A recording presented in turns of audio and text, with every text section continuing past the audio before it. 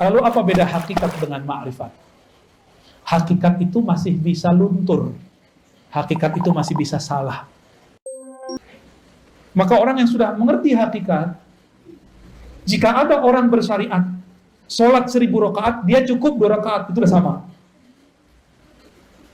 Kalau orang bersyariat, belum mengerti ilmu yakin, dia sholatnya baru by pahala. Kalau ada pahala dia sholat, kalau nggak ada pahala dia nggak sholat. Kalau orang mengerti hakikat, dia sudah tahu bahwa sholat itu jangan harap pahala, tapi ada sesuatu di belakang itu. Inilah yang disebut oleh Nabi, orang alim tidur lebih ditakuti oleh setan daripada orang yang itu, maksudnya yang punya ilmu hakikat. Kalau ilmu yang zahir-zahir mah biasa.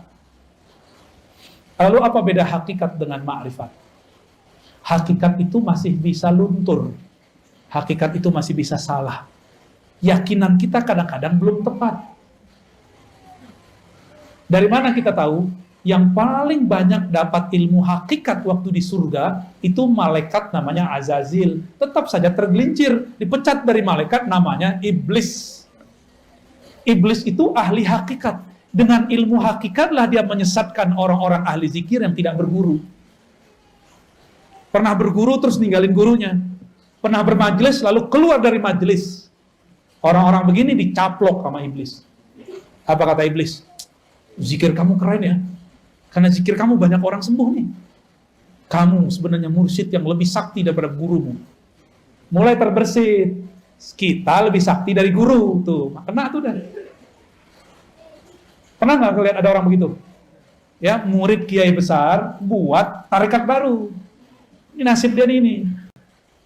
Keluar dia dari halaqah.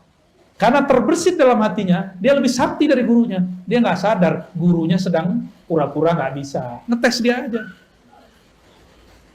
Guru pura-pura nggak bisa ngeruqyah, nggak bisa. Oh, saya nggak bisa doain air, pura-pura aja. Bukan berarti dia nggak bisa. Dia nguji antum itu. Ngerasa sakti nggak melebihi guru. Banyak yang terpedaya di situ. Apalagi urusannya udah ketemu pulus. Ya. Apalagi urusannya udah ketemu pengikut. Orang merasa pengikut itu aset dia. Waduh, gawat. Banyak orang tergelincir pada bab ini. Banyak.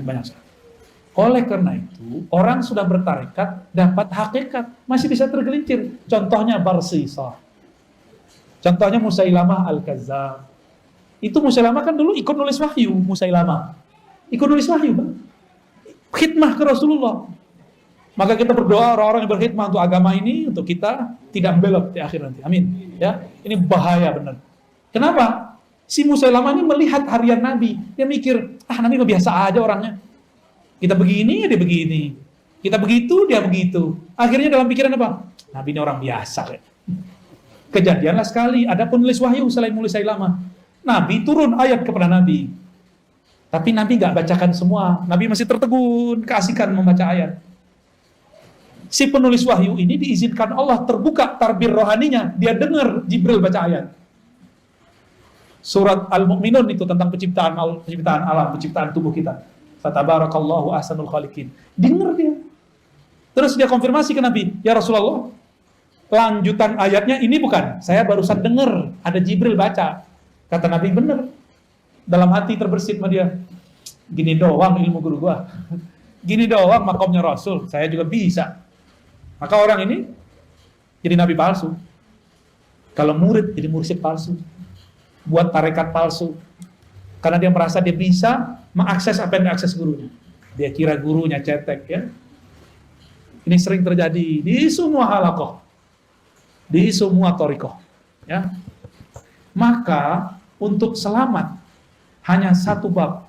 Harus masuk pintu ma'rifatullah. Apa itu ma'rifatullah? Disebut ma'rifatul Muhammadiyah. Mengenal hakikat Nabi Muhammad sallallahu alaihi. Dalilnya apa? Qul in kuntum tuhibbunallaha fattabi'uni. Katakan jika engkau cinta Allah, maka ikuti aku sang Muhammad. Maka dia harus ikut ma'rifat Nabi Muhammad sallallahu alaihi wasallam. Nabi ketika sholatnya banyak, beliau gak bilang supaya kalian selamat. Nabi bilang, aku ingin bersyukur kepada Allah. Nabi ketika dapat wahyu gak bilang, gua doang bisa dengar, lu gak? Gitu. Kalian nggak bisa. Nggak ada Nabi kesombongan begitu, nggak ada. Nabi selalu merendahkan hatinya di hadapan Allah dan para sahabatnya. Yang dimaksud al-haqiqah al-Muhammadiyah, itulah kemurnian akhlak Nabi Muhammad Sallallahu Alaihi Wasallam, yang berakhlak dalam hakikatnya, dalam bertorikotnya, dalam bersyariatnya, itulah yang dapat ma'rifat. Dan tidak sedikit kita dengar ada orang ketemu orang, semakin tinggi teori ma'rifatnya semakin sombong. Apa itu? Ngeremehin orang, berarti dia sombong nggak? Gak level, nah, gitu kan? Kajian kulit tuh nggak penting. Nih kajian hakiki nih, kajian hakikat nih, kalian nggak tahu. Ngomong begitu itu sombong namanya. Sedangkan Rasulullah mengajarkan tidak boleh sombong.